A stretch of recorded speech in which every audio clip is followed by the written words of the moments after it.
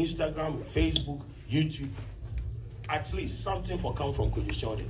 We need to own that space. And that is why I'm trying. That is why I keep introducing new line of content, experimenting. Some of them, they have failed. Some are working. I've been able to, I remember when I created a approach, it was on Twitter. I asked them, I'm trying to build like something like a sports show. What name should I give to it? They suggested names.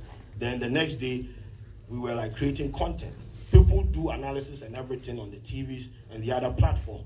We just give them banter, pure, organic, emotional banter. Just come and rant about Manchester United. That is what people want. So we give people alternative to what people are doing. I don't want to do the BBC kind of thing. I want to create organic content. Like when I went to Qatar, when people were taking pictures and videos of buses and, you know, players, I was in the street talking to people, trying to, you know, get people to engage with my brand and whatever. So that is what I'm trying to bring perspective. So eventually, me, Momdi, I'm going to own it, and we are going to expand. We are trying to expand to other countries like Nigeria. We are trying to expand to a country like South Africa. We just have to own the system because digital media is the future. And more times they pay me say I know discover I'm real quick, but I can buy now. It's true. We need the spice. Honorable Kennedy Japan. Me then for people they do that. Yeah. But then the ambition be crazy. I know sometimes it sound like this boy is talking too much, but this is some of the things I think about. I want to be that guy that in the nearest future. Yesterday, someone tweeted at me that he was never going to take anyone who was into YouTube seriously until I started doing it and getting the ROIs. And right now, he's like, he's not going to disparage anyone who creates content on YouTube. I was like, man, this nigga. All this time, they don't say a more group like they don't respect. And you see, we need to make conscious effort as creators to deconstruct the mindset of some of these people. Yeah. They don't get it. They don't get digital media. They don't get content creation. They don't get social media. They don't get anything. And so they come online and they just recently. I think the BBC interview I did.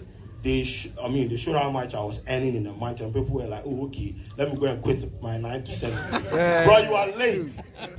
You are stuck with GBC, bro. Watch it. Thank you. Maybe I'm doing my one there for sure. Ziggy, I mean, you manage a lot of people. How are you able to combine all these creatives and try to give us content every single time? All right, so WODEMAYA. Alright, so as I said earlier, I have Afrozik. Afrozik is a street movement where we pick up young dance creatives, people dancing in the rural areas where we pay less attention to, but that's where the dance actually comes from. Like the Choco, the Jamestown, all these places, there are so many talented dancers out there where we don't pay attention to. So people come down to Ghana, they come learn, and go teach secondhand out there and make money off it. So I thought about it. I was like, why won't I go search for these people, pick them up, groom them into professionals so they can make money and earn from whatever they create themselves? Because I've been able to create dances that has gone viral, coupe dance that went viral, this viral sensation, coupe. It was my dance step that made it go viral. The Pilolo dance, that Mr. Easy sang the song to Pilolo. It was my dance step that inspired it. So I've been able to create dance steps that has made me travel out there to go teach it organically. People didn't come learn to go teach it secondhand. So I feel like picking up creatives, dance creatives here to own their craft and also turn into professionals and earn from what they have is what it's all about. So I'm here to inspire these young dancers out there that you can really go for it and make it big. I'm building an umbrella of dancers who hold the fort to do more greater things than I've ever done, and also to keep inspiring the younger ones coming up. Because it wasn't like that from the beginning. When we started dancing, people thought we were rascals, we were kubolas. That's the word they'll call you. You're hopeless. Dance wouldn't take you anywhere after SHS. You can't do it forever. Yeah. But I went to school, completed SHS, went to Ghana Telecom University. I'm still dancing. Yeah. And I'm making money out of it. I'm traveling around, exchanging my culture with the culture outside. It's also playing a very important role when it comes to tourism. But people are not paying attention to dance. Dance is a very important language that everybody can communicate with. Sure. So I think the tourism sector shouldn't take that out. Okay, thank you. Natural Ghana girl. I didn't know YouTube pays. I was just doing here, there, when I felt like it. And then I went offline for some time. And then I came back, and then I was consistent. And I was like, oh my gosh, my numbers are going up. Like, what's happening here? And it literally was just consistency. There's no secret to growing a YouTube channel except consistency. Giving people what they want, you know, check your comment section. What do people say when they watch your videos? And bounce off that. You know, people give you ideas all the time about what you should create next or what they like about you. Give them more of it, you know. You don't always have to think of something new all the time. You can regurgitate stuff as well because people like it so much. And just keep going. Just be confident in what you're doing, because none of us blew up, well, a couple people blow up overnight, but not all of us blow up overnight. Some of us have to put in the work. So for me, once you're consistent, you know how many times you're going to post or whatever, just keep going. That's what I'm saying. Yes, I'm very sure. What's going to be your advice to us who are starting from the scratch to become at the level where we can be able to collaborate with businesses and try to live the life that you are giving to other people? Well, I'd say you should identify what your passion is and find out what makes you unique.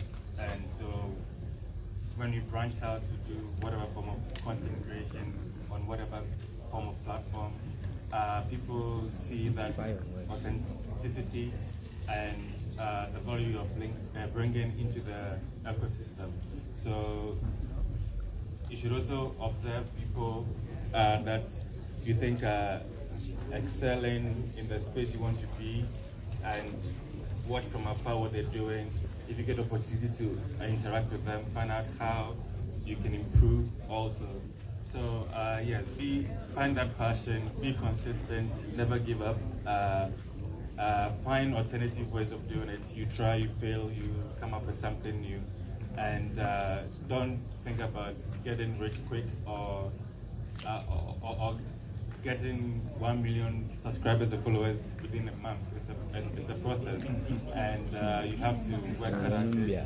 And yeah, but you must have something that makes you unique, that people can connect and make them feel like what you're giving them is different and useful.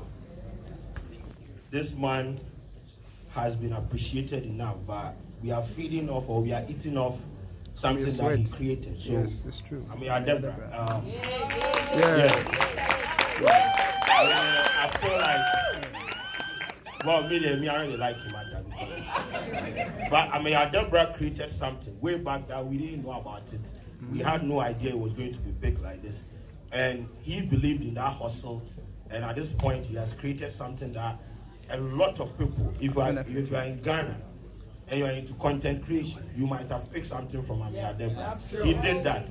He discovered new media before we even thought of the whole idea of even creating content. So I would like to use this opportunity to thank you for giving me a job. You understand? Yeah. Thank you for giving me a job. And may God bless you. I don't think you get this kind of appreciation, but when we meet on Twitter, it's a disrespect or okay. I think it's great that he acknowledged him. I think one of the things that is very important when you become a creator is acknowledging some of the people who inspired you to do what you do. And I want to say that for anybody in here who is a creator, who's looking to become a creator, to remember that you shouldn't be doing it because you're trying to be famous. I said this to the young women yesterday. If fame is the driver of you doing this, you're doing it for the wrong reasons. You have to do it because you're passionate about becoming a creator. Whether you choose YouTube or you choose Instagram, you choose Twitter, TikTok, whatever medium you use, make sure that you're passionate about the stories that you're telling, and that's the reason why you're doing it. Because the money will come later as your passion drives you. And when you're doing YouTube, it doesn't always mean that it's only on YouTube that you'll reap the rewards. Because some people are doing it also for the money. If you're trying to reap the rewards, YouTube may lead to something else. Because as I said in the beginning, I have the lowest number of subscribers of everyone on this panel, but I'm also working a campaign that is a campaign that that's for the country. And I also consult for companies. People don't know this, but I'm consulting for other companies. So there's revenue coming from me consulting for companies who want help building their platforms. So I may not have a huge number on my own platform, but I'm building other people's platforms as well. And in doing that, I'm helping to tell the African story, like we are all doing. It's all about Africa, sharing your story. Don't be afraid to share your story. Somebody out there in rural America, in somewhere in Europe, wants to see what you are doing. They want to know about Africa, because for too long, National Geographic, NBC, CNN, BBC, all of those Western media have been telling our story. It's time that we continue telling our stories and don't give up.